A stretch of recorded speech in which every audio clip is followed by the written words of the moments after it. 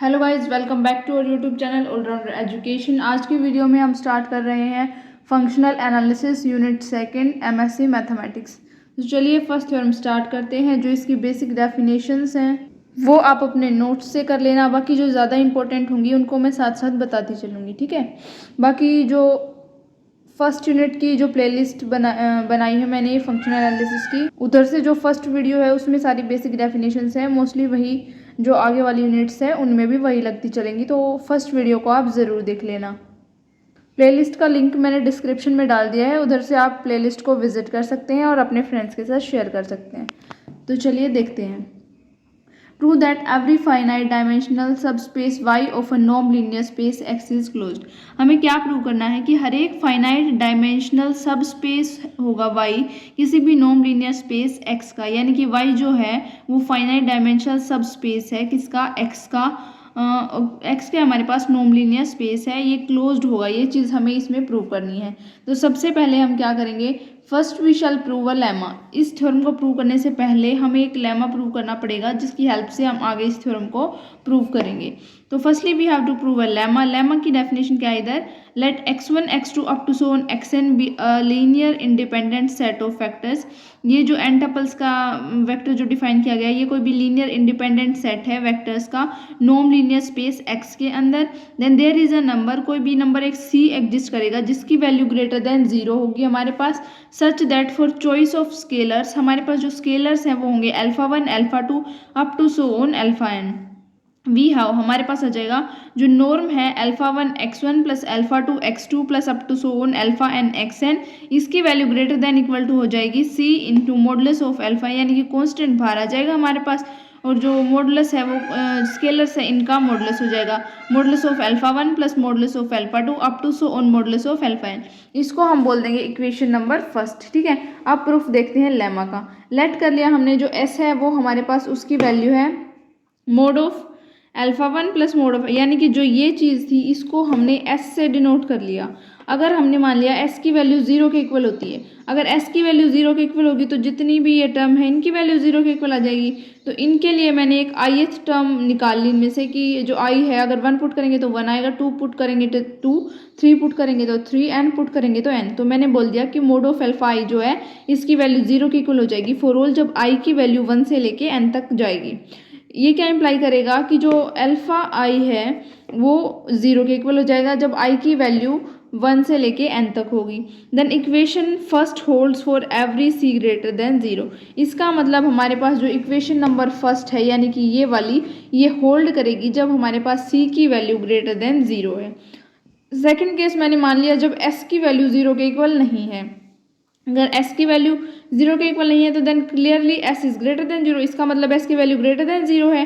Then equation number first is equivalent to inequality. तो equation number first है वो एक इनइक्वालिटी के इक्वल हो जाएगी which is obtained from first, जो हमें मिलेगी इक्वेशन नंबर फर्स्ट से जब हम इक्वेशन नंबर फर्स्ट को डिवाइड करेंगे s से।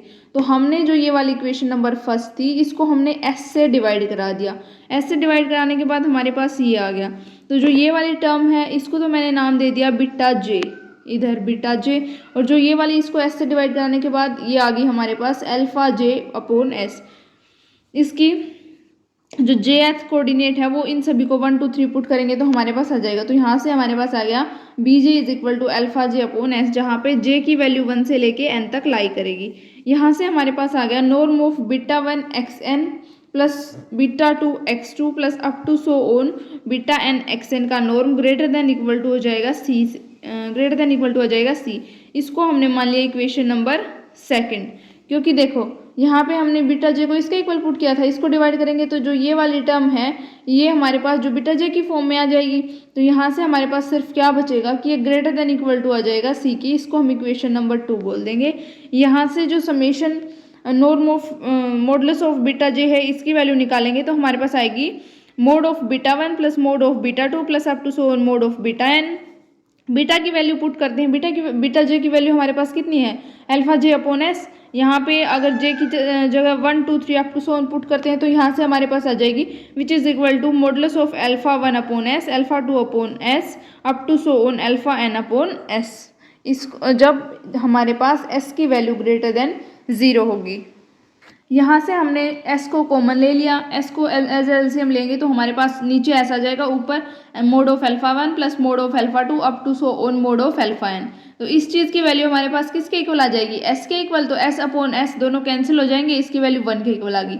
Now it is sufficient to prove the existence of c greater than 0। ये हमारे पास सफिशिएंट है ये चीज़ प्रूव करने के लिए कि जो c ग्रेटर देन 0 है वो हमारे पास एग्जिस्ट करता है, सच दैट जो इक्वेशन नंबर 2 है हमारे पास वो होल्ड करेगी for every N tuple of scalar, हर एक एन टपल स्केलर के लिए, यानी कि एस बी beta 1 beta 2 up to so on beta n था, with summation j is equal to 1 to n, जब मॉडुलस ऑफ बीटा j है इसकी वैल्यू 1 के इक्वल होगी। ठीक है, अब हम सपोज कर लेते हैं कि ये चीज़ ट्रू नहीं है, then there exist a sequence. तो कोई भी सीक्वेंस एग्जिस्ट करेगी, उस सीक्वेंस को मान लिया मैंने वो ym सीक्वेंस एग्जिस्ट करेगी ऑफ वेक्टर्स की। तो जो ym है उसको हमने किस तरीके से डिफाइन कर लिया, beta 1 x1 plus beta 2 x2 plus up to so on beta n xn।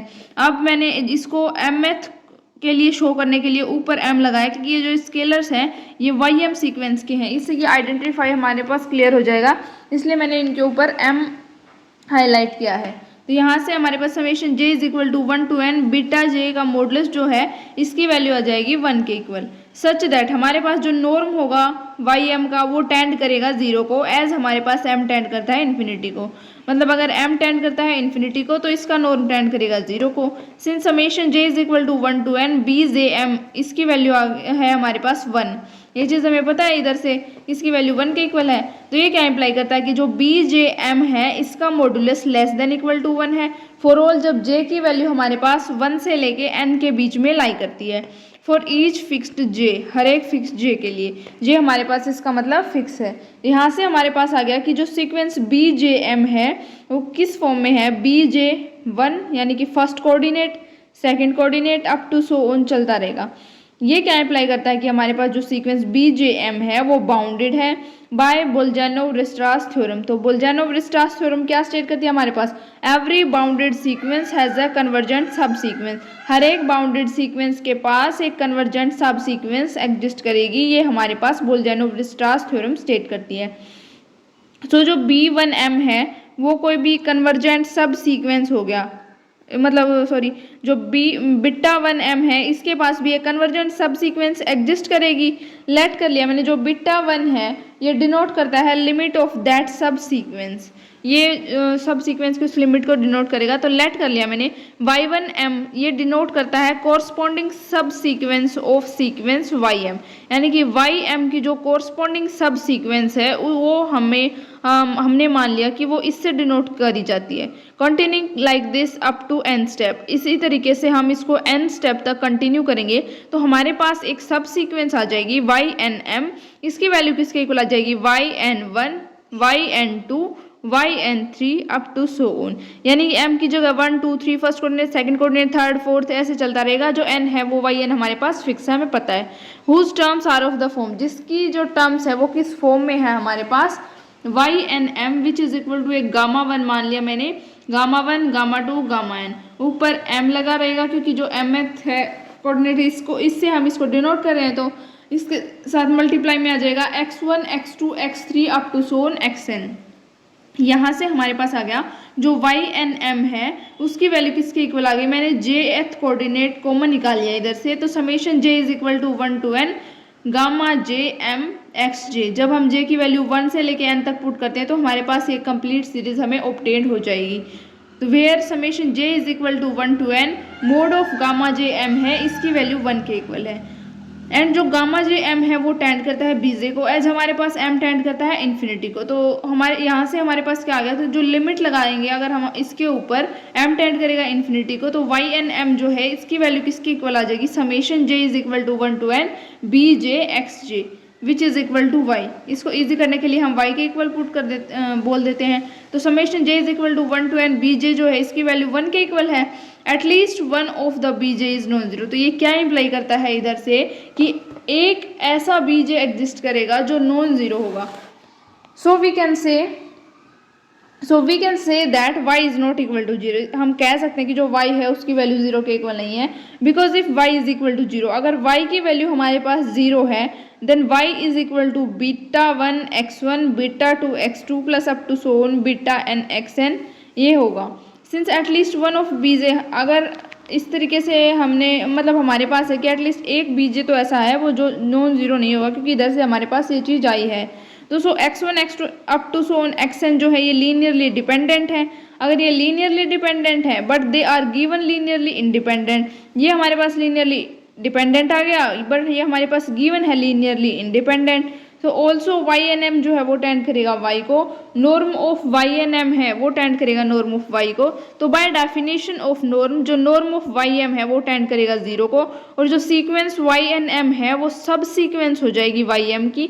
यहाँ से हमारे पास क्या आ गया, जो वाई एन एम जो हमने क्या कंसीडर की थी, सब सीक्वेंस कंसीडर की थी, ये टेंड करेगी जीरो को। तो ये हमारे पास आ गई कोई भी contradiction, hence our supposition is wrong. इसका मतलब हमारी जो सपोजिशन है वो रॉन्ग थी, hence the proof of the lemma. तो ये हमने लेमा का प्रूफ दे दिया।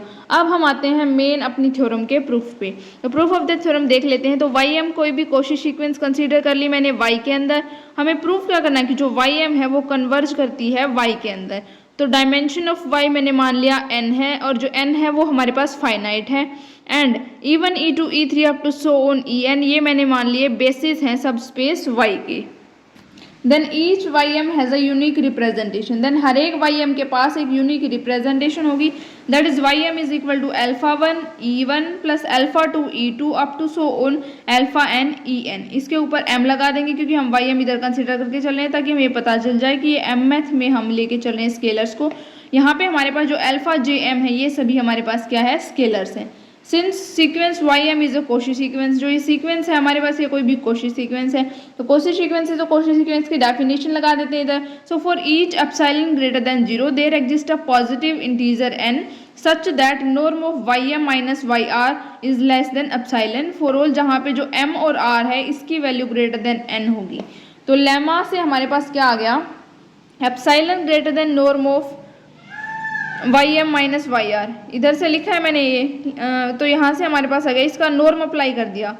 ये जो वाई एम है और वाई आर है इन दोनों की वैल्यू पुट कर दी। तो वाई एम जो है उसकी हमारे पास वैल्यू किसके इक्वल थी, इस चीज़ के इक्वल थी। अगर हमें वाई आर की निकालनी है तो ऊपर m की जगह पे r लगा देंगे, वो हमारे पास वाई आर की हो जाएगी। तो दोनों में से E1 तो कॉमन आएगा ना, E1 कॉमन लेके तो alpha 1 m minus alpha 1 r E1 plus up to so on alpha n m minus alpha n r En इसका नॉर्म, इसको हम समेशन की फॉर्म में लिखेंगे तो हमारे पास आ जाएगा norm of summation j is equal to 1 to n alpha j m minus alpha j r e j. अब क्या करते हैं, इसकी जो वैल्यू है हमारे पास ई जे, अगर हम इसको इनइक्वालिटी की फॉर्म में करेंगे तो हमारे पास इसकी वैल्यू आ जाएगी greater than equal to c summation j is equal to 1 to n modulus of alpha j m minus alpha j r। यहाँ फॉर सी की वैल्यू जब हमारे पास ग्रेटर देन जीरो होंगे और जो m और r है इन दोनों की वैल्यू भी ग्रेटर देन n होगी। Dividing this by c greater than zero, अब हम इसको डिवाइड करा देते हैं by c greater than zero से। तो summation j is equal to 1 to n modulus of alpha j m minus alpha j r is less than epsilon upon c for all, जब हमारे पास m और r की value greater than n है। तो यहाँ से क्या इम्प्लाई होता है, ये जो modulus of alpha j m minus alpha j r है ये लेस देन है एप्सिलॉन अपॉन सी से, जब m और r दोनों की वैल्यू ग्रेटर देन n है, और j जो है वो हमारे पास फिक्स है, यानी कि j की वैल्यू 1 से लेके n के बीच में लाई करती है। So for fix j lying between 1 and n, तो सीक्वेंस अल्फा जे एन ये हमारे पास कोई भी एक कोशी सीक्वेंस आ जाएगी स्केलर्स की, हैंस कन्वर्जेंट हो जाएगी। सपोज कर लिया हमने कि जो ये अल्फा जे एम है ये कन्वर्ज करती है अल्फा जे के ऊपर, एज हमारे पास m टेंड करता है इन्फिनिटी को। Then limit m tends to infinity, alpha j m जो है वो टेंड करेगा अल्फा j को, j की वैल्यू 1 से n के बीच में लाई करती है। विद दीज n स्केलर्स, इन्हीं n स्केलर्स के साथ हम डिफाइन करेंगे y which is equal to alpha 1 E1 plus alpha 2 E2 plus up to so on alpha n En। Clearly हमारे पास जो y है वो बिलोंग करता है कैपिटल Y से, क्यों, क्योंकि ये लीनियर कम्बिनेशन है किसका, E1 E2 E3 up to so on En का, और ये हमारे पास क्या थे, ये हमने बेसिस कंसिडर किए थे y के। तो norm of y m minus y, इसकी वैल्यू किसके इक्वल आ गई, norm of summation j is equal to 1 to n alpha j m e j. Y m की वैल्यू पुट कर दी, वाई की वैल्यू पुट कर दी, इनमें से ई जे को कॉमन निकाल दिया, कॉमन निकालते हमारे पास ये आ गया, यहाँ से हमारे पास वैल्यू आ गई which is equal to summation j is equal to 1 to n alpha j m minus alpha j का मॉडुलस, क्योंकि हमारे पास स्केलर्स हैं, स्केलर बाहर आता है तो मॉडुलस की फॉर्म में आता है। और बच गया हमारे पास norm of E J which tends to 0, ये टेंड करेगा 0 को अगर हमारे पास एम टेंड करता है इन्फिनिटी को। तो ये क्या इम्प्लाई करता है कि जो वाई एम है वो कन्वर्जेंट होगा हमारे पास Y to Y in capital Y, जब वाई हमारे पास किससे बिलोंग करता है, ये बिलोंग करता है कैपिटल वाई से। इसका मतलब हमारे पास जो वाई है वो कंप्लीट हो गया। तो इसी के साथ हमारी थ्योरम भी कंप्लीट होती है। वीडियो थोड़ी लंबी हो गई है तो मिलते हैं नेक्स्ट व्लॉग में, नेक्स्ट वीडियो में। तब तक के लिए आप प्लेलिस्ट को विजिट कर लेना, अपने फ्रेंड्स के साथ शेयर कर देना। Thank you.